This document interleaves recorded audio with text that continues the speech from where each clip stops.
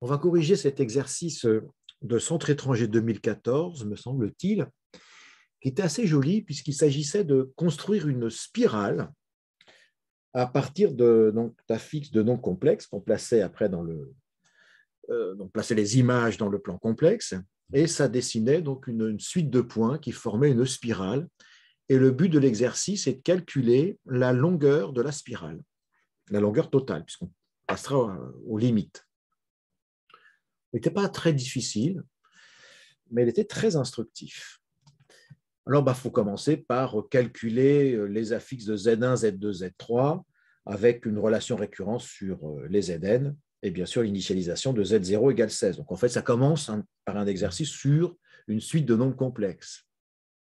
Alors, allons-y. Tout d'abord, donc, on va calculer ces trois affixes. Alors, par définition, puisque Zn plus 1, c'est 1 plus 6 sur 2 Zn, eh bien, en prenant n égale à 0, on a Z1 égale 1 plus 6 sur 2 Z0. On va remplacer Z0 par sa valeur. Dans l'énoncé, Z0, c'était 16. Donc, on multiplie ça par 16. Donc, on sent vraiment beaucoup de calculs difficiles. On trouve 8 plus 8i. On va faire la même chose pour Z2. Donc, c'est 1 plus 6 sur 2 fois Z1. On remplace Z1 par ce qu'on vient de trouver, 8 plus 8i.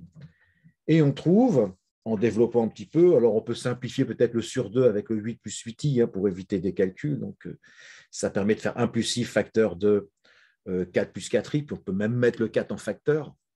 Donc, de tête, ça nous donnerait 4 facteur d'1 plus i au carré. Et 1 plus i au carré, on l'avait déjà calculé en début d'année. On avait vu que ça faisait 2i. Donc, on peut deviner que ça fait effectivement 8i. Bon, sinon, on peut le développer tout doucement. Bon, ce n'est pas très dur et on trouve rapidement 8i. Après, nous avons Z3. Alors, Z3, c'est la même chose. On va dire que c'est 1 plus 6 sur 2 Z2. On va remplacer Z2 par 8i. Et puis, bon, alors après, ça, c'est facile. Ça nous donne moins 4 plus 4i.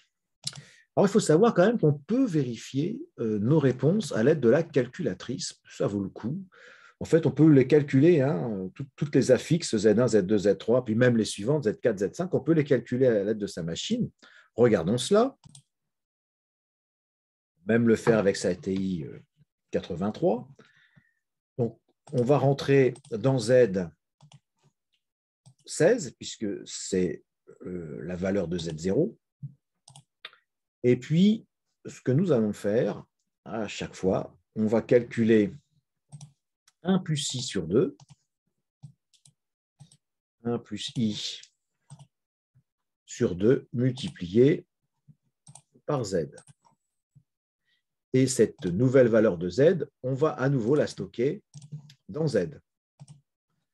Voilà, donc ça va nous donner 8 plus 8i, ce qu'on a trouvé précédemment. Et puis, si je rappuie sur Entrée, il va exécuter l'opération que nous venons de faire. Donc là, nous avons Z2, 8i, puis Z3. Et puis, en fait, on pourrait continuer. C'est ça qui est génial avec l'ordinateur. Z4, Z5, Z6, Z7. Alors, Z4, il vaut moins 4, c'est assez intéressant. Donc, il est sur l'axe des réels. L'image de moins 4, il est sur l'axe des réels. Après, deux crans après, on a un imaginaire pur à nouveau.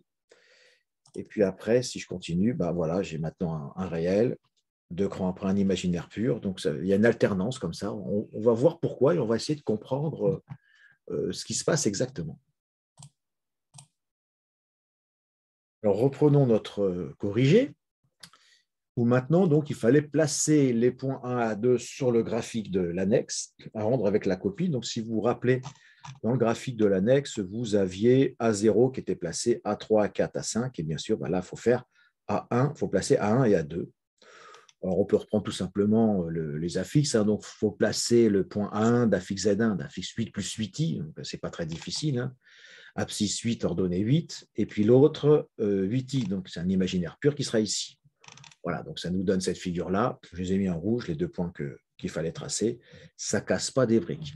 Mais enfin, ça nous donne une bonne idée de la spirale que ça va donner si on relie les points A0, A1, A2, A3, A4, A5, etc. On voit se dessiner une spirale que nous verrons, alors pas entièrement puisqu'elle est infinie, mais un peu plus longue que celle-ci. Alors, très classique, écrire 1 plus 6 sur 2 sous forme trigonométrique. Bon, voilà, si on ne sait pas faire ça, c'est fini, c'est game over. Alors, il y a plusieurs façons de faire. Hein. Il y a différentes méthodes qui sont proposées. Ça dépend du professeur un petit peu. Moi, j'aime bien utiliser celle qui consiste à calculer d'abord le module du nombre. Donc là, c'est racine d'un demi au carré plus un demi au carré. Donc, racine d'un quart plus un quart. Donc, ça fait racine d'un demi. Alors, je n'aime pas trop laisser racine d'un demi. On va plutôt marquer racine de 2 sur 2, parce qu'on a reçu une éducation. Après, on reprend donc le nombre complexe avec lequel nous travaillons, 1 plus 6 sur 2, et on met le module en facteur. Donc ici, racine de 2 sur 2 en facteur. C'est ce racine de 2 sur 2 là. C'est son module, je le mets en facteur. Et puis, je mets ce qu'il faut dans les parenthèses pour que quand je développe, j'obtienne 1,5 plus 1,5 de i. Donc, racine de 2 sur 2 fois racine de 2 sur 2, ça fait 2 sur 4, ça fait bien 1,5. Voilà, alors maintenant, il faut reconnaître une ligne de trigonométrie. Alors, on sait très bien que lorsqu'on a un cosinus et un sinus qui ont pour valeur plus ou moins racine de 2 sur 2, ça marche avec des angles en pi sur 4. Bon, ici, le cosinus et le sinus étaient positifs. Il n'y avait qu'une possibilité, c'était pi sur 4. On va donc l'écrire directement sous forme exponentielle. Donc, on peut mettre racine de 2 sur 2 facteur de cos pi sur 4 plus i sin pi sur 4, ou on peut se contenter de racine de 2 sur 2, ei pi sur 4. Ça prend moins de place, c'est plus joli. Alors, la question suivante, une question de géométrie. Il faut démontrer qu'un triangle est rectangle isocèle en A1. Eh bien, on ne va pas s'embêter. Il y a plein de façons de faire. On peut tout simplement calculer, par exemple, première façon de faire, on calcule la longueur OA1 et A0A1. Parce que s'il est isocèle en 1, c'est deux longueurs, donc ça va nous donner deux modules, ils vont être égaux.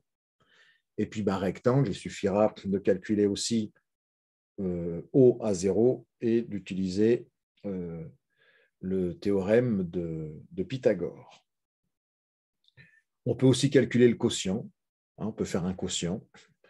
Et pour avoir un triangle rectangle isocèle, vous savez bien qu'avec le quotient, il faut qu'il soit égal à plus ou moins i. Alors là, je crois que j'ai choisi la méthode plus simple, qui consiste à calculer des modules. Voilà. Donc ici, la longueur O1, c'est le module de ZA1 moins ZO, c'est-à-dire 8 plus I, 8i. Donc ça, c'est facile, c'est 8 racines de 2. C'est racine de 64 plus 64, c'est racine de 128. Et donc, ça fait 64 fois 2, donc on sort le 64 de la racine en 8. Et pareil, A0 à 1, on fait son calcul, donc la fixe d'A1 moins la fixe de A0, on obtient moins 8 plus 8i. Alors, sachez qu'il n'y a pas de calcul à faire. Quand vous connaissez le module de 8 plus 8i, vous avez le module de moins 8 plus 8i, c'est le même, puisqu'on sait très bien que ça va être racine carrée de la somme des carrés. Donc là, le signe moins du 8, il va valser. Bien, donc là, le triangle, il est isocèle. Alors oui, alors c'est très mal ce que j'ai fait. Je n'ai pas montré que le triangle était rectangle. Donc pour cela, il faut calculer aussi donc la longueur O à 0. Et on utilise le théorème de Pythagore. Bon, je vous laisserai le faire. J'ai un petit oubli de ma part. C'est mal, je n'aurais pas eu tous les points à la question. Bon, on reviendra peut-être à la fin de la vidéo pour vous faire voir la deuxième méthode aussi. Alors, par la suite, il faut montrer que Rn est géométrique de raison racine de 2 sur 2. Et on demande après, Rn est-elle convergente? Il fallait interpréter ce résultat. Alors déjà, qu'est-ce que c'est que Rn? Donc, on se rappelle que la définition de Rn, c'est le module de Zn. C'est écrit ici dans l'énoncé. Voilà, le module de Rn, le module de Zn, c'est Rn. C'est une notation assez classique. Or, on veut démontrer ici que notre suite, elle est géométrique. Donc, on se rappelle que pour démontrer qu'une suite géométrique, on va essayer d'exprimer Rn plus 1 en fonction de Rn. Plus précisément, il faut qu'Rn plus 1 soit égal à quelque chose qui ne dépend pas de n fois Rn. Bon, donc on va partir de Rn plus 1. Qu'est-ce que je peux dire sur Rn plus 1? Que c'est le module de Zn plus 1. Voilà. Qu'est-ce que le module de Zn plus 1? Alors, je ne sais pas, mais Zn plus 1, je me rappelle que dans l'énoncé, c'était 1 plus 6 sur 2 Zn. Il faut bien lire l'énoncé pour s'en rappeler quand même, sinon vous regardez l'énoncé. Souvent, la réponse est donnée dans l'énoncé. Bon, qu'est-ce que je peux faire ici? J'ai le module d'un produit, donc je peux dire que c'est le produit des modules. Les modules, ça fonctionne bien avec les produits et les quotients. Alors, pas rien, mais rien d'extraordinaire avec la somme et la différence. Enfin, pas d'égalité, en tout cas, avec somme et différence. Par contre, produit et quotient, ça se marie très bien avec les modules. Bon, le module de 1 plus 6 sur 2, je me rappelle, c'est racine de 2 sur 2. J'ai fait tout à l'heure. Et le module de Zn, c'est Rn. Donc, voilà, ça y est, Rn plus 1, c'est racine de 2 sur 2 Rn. Ça prouve que Rn, c'est une suite géométrique de raison racine de 2 sur 2. Là, c'était vite fait. Alors, la suite Rn est-elle convergente? Alors, j'aime bien donner l'expression de Rn en fonction de n, puisqu'on a c'est une suite géométrique de raison racine de 2 sur 2, donc on a cette égalité. Rn, c'est R0 racine de 2 sur 2 puissance n. R0, j'aurais pu le mettre ici. R0, c'est le module de Z0 qui valait 16, donc c'est le module de 16, c'est-à-dire sa valeur absolue finalement. Le module d'un réel, c'est sa valeur absolue, qui fait 16 en tout cas. Le module de 16, c'est 16. Et alors, si je ne l'ai pas remplacé, c'est parce que je n'en ai pas eu besoin pour la convergence. Je rappelle que si Q est strictement compris entre moins 1 et 1, la limite de Q puissance n, ça fait 0. Or, ici, on avait Q égale racine de 2 sur 2, qui vaut 0,707 si on le fait à la machine. Pour ceux qui ne se rappellent plus, sinon, on peut les comparer de tête. Alors, on a bien comparé une racine avec une racine. Donc, il suffit de dire que 2, c'est racine de 4. Donc, vous avez racine de 2 sur racine de 4. Bon, c'est fini. C'est plus petit que 1, puisque racine de 2, il est plus petit que racine de 4. Voilà. Alors là, donc on le réécrit. Racine de 2 sur 2, il est compris entre moins 1 et 1. Donc, la limite de Rn, boum, ça fait 0. Alors, qu'est-ce que ça veut dire? On se rappelle que An, en fait, c'est un point qui a pour affixe Zn. Donc, petit Rn, c'est la longueur entre O et An. Un petit Rn, c'est le module de Zn. Donc, c'est la longueur OAN. Et on sait que plus n grandit, plus Rn se rapproche de 0. Donc, ça veut dire que la longueur OAN se rapproche de 0. Bon, O, il est fixe, il ne bouge pas. Donc, ça veut dire que c'est AN qui va se rapprocher de O. Voilà. Ainsi, la distance OAN tend vers 0 lorsque n tend vers plus l'infini. J'aurais pu aussi rajouter ce qui signifie que AN, le point, se rapproche de O. Vous pouvez aussi l'écrire. Alors, on a demandé de faire une petite démonstration rigolote, que AN plus 1, c'était égal à Rn plus 1. Il suffit de l'écrire. Qu'est-ce que c'est que la longueur AN plus 1? C'est le module de la différence de ces deux affixes. Donc, AN plus 1 pour affixe Zn plus 1, AN pour affixe Zn. Qu'est-ce qu'on peut dire après? Pas grand-chose d'autre, mais on se rappelle que Zn plus 1, c'est 1 plus 6 sur 2 Zn. Donc, on va peut-être l'écrire, ça serait bien. Alors, qu'est-ce que je peux faire là? Je peux peut-être mettre Zn en facteur et le sortir du module. Là, j'ai fait les deux en un. Je vais calculer 1 plus 6 sur 2 moins 1. Donc, ça fait moins 1,5 plus 1,5 de i. Et le module de ça, c'est facile. C'est racine de 2 sur 2. Et le module de Zn, c'est Rn.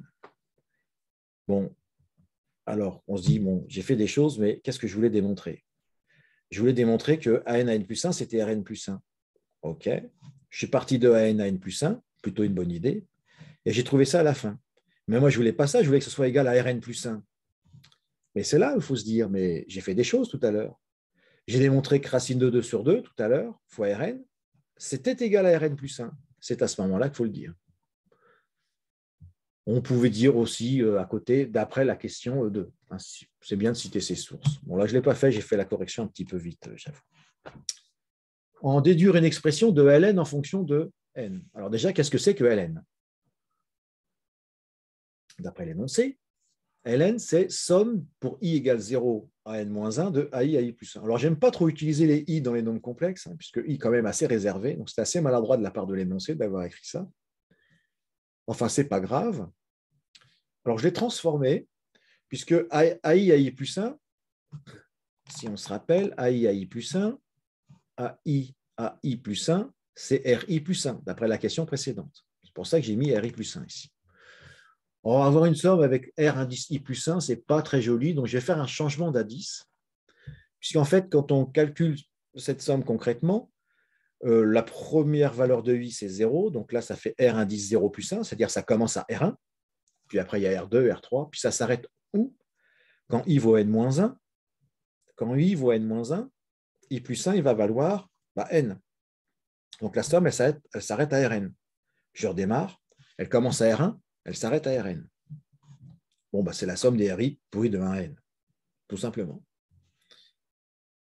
OK, on a ça. Alors après, on dit, mais bon, qu'est-ce qu'on peut faire d'autre? Ben, on se rappelle que RI, c'est une suite géométrique quand même. Hein. Donc, Rn, de façon générale, est une suite géométrique de raison racine de 2 sur 2.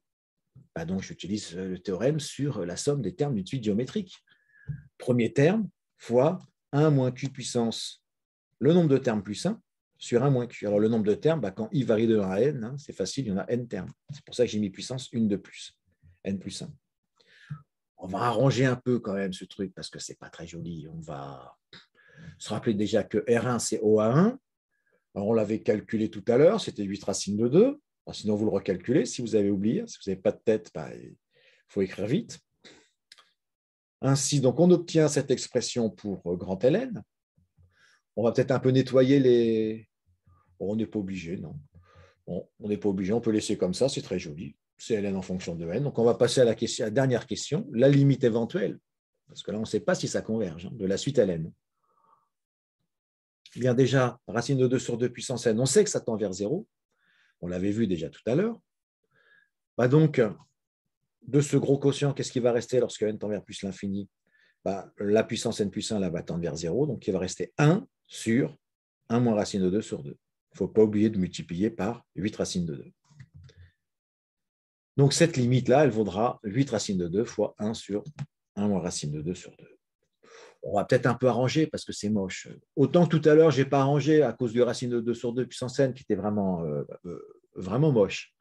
Donc j'ai préféré laisser comme ça. Bon, la formule elle est assez concise quand même. Mais là, quand même, je vais arranger un petit peu. Donc on peut multiplier en haut et en bas numérateur et dénominateur par racine de 2. Non, oui, j'ai regroupé 8 racines de 2 avec 1. Bon, effectivement, on a tout multiplié par 2, numérateur et dénominateur. Et puis, on va faire une quantité conjuguée pour ne pas laisser de racine carrée au dénominateur. Donc, je multiplie numérateur et dénominateur par 2 plus racine de 2. Je développe comme un bourrin en bas. Et en haut, oui, en haut aussi, je vais le développer. Voilà.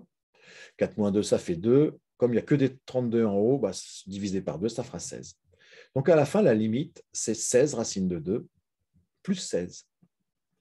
Alors, c'est assez joli, en fait, ce résultat, quand on réfléchit dessus, parce que géométriquement, qu'est-ce qu'on a fait?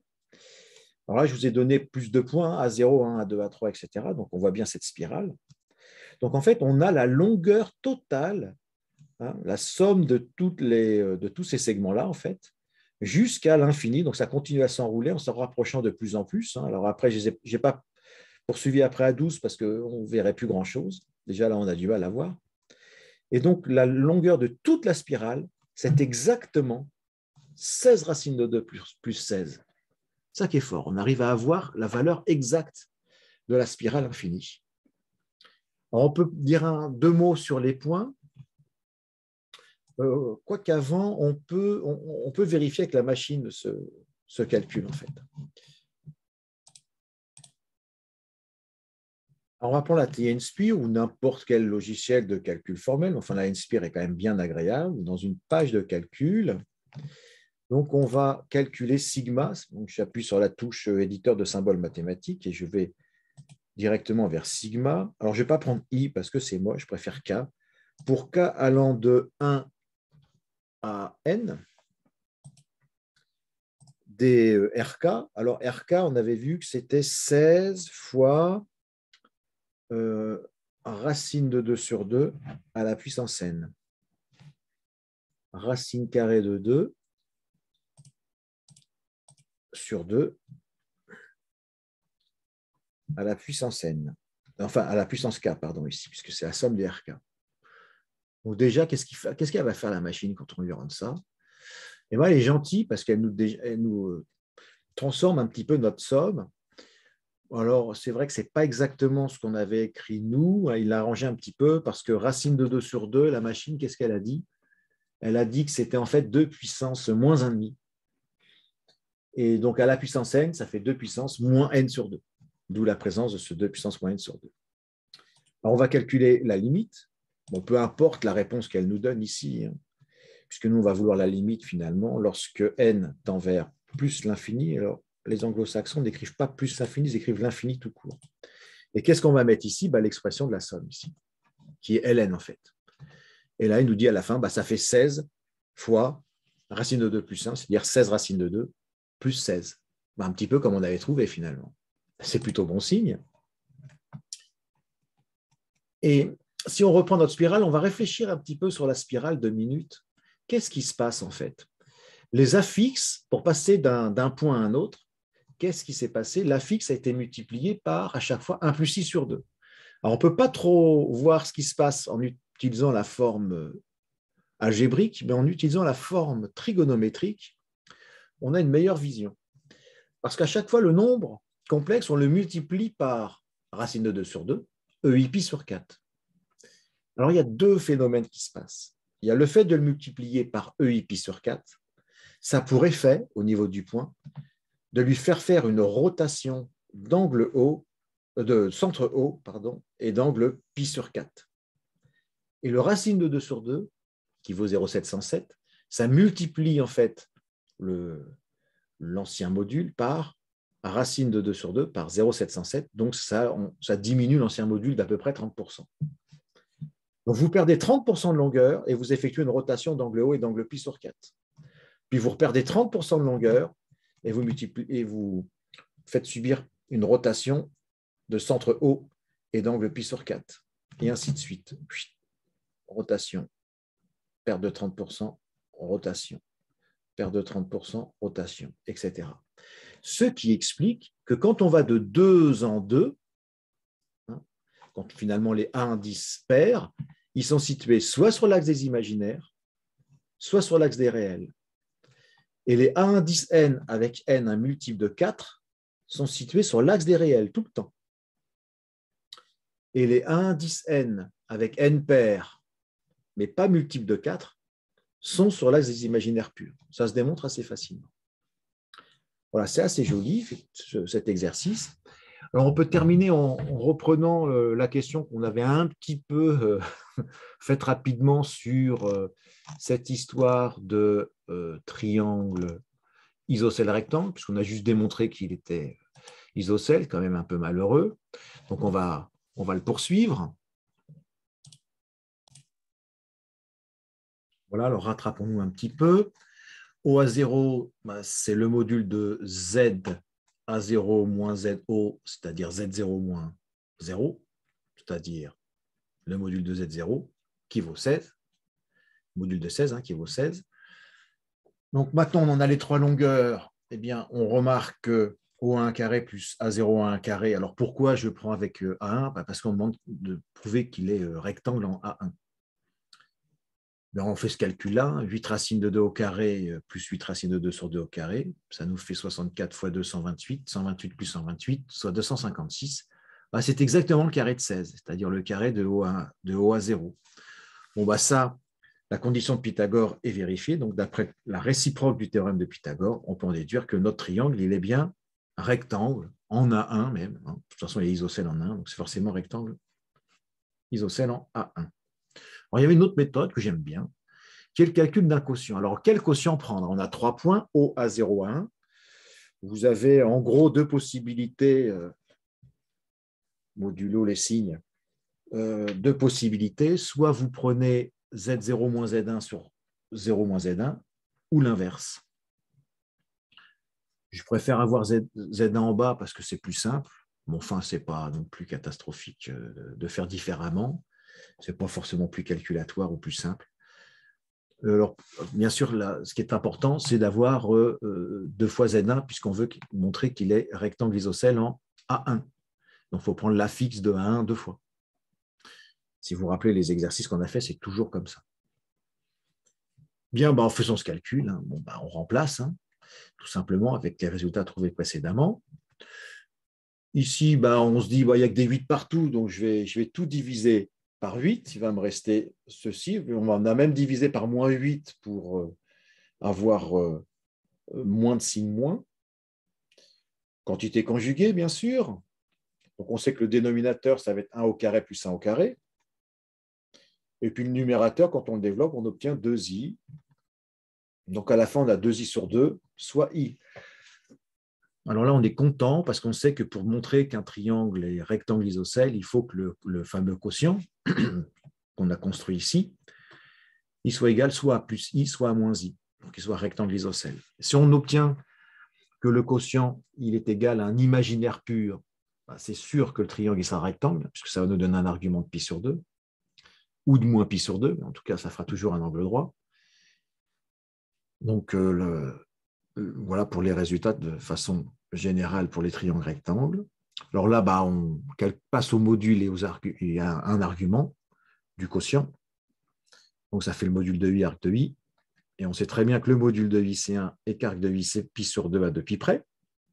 Et là, on se dit, OK, ça c'est bien. Et maintenant, d'après le cours, on sait que le module de ce quotient, c'est le quotient des longueurs A1 à 0 sur A1 haut.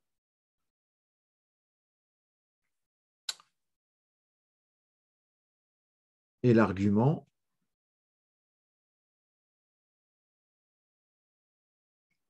pardon, excusez-moi, j'ai eu un petit blanc. Et l'argument, c'est bien l'angle entre les vecteurs A1 haut et A1 à 0. J'ai cru que j'avais fait une petite faute de frappe, mais non. Poursuivons. On rapproche les deux choses. On a calculé le module et l'argument du quotient. On a interprété le module et l'argument du quotient avec le cours. Donc, on peut rassembler les deux en disant que voilà, cette fraction de distance vaut 1 et cet angle vaut pi sur 2. Ça veut dire que le triangle, il est rectangle isocèle en 1. Voilà, donc c'est un petit exercice très joli et assez riche finalement, qui fait un petit peu appel à pas mal de méthodes classiques de géométrie des nombres complexes. J'espère que vous avez aimé. Bon courage.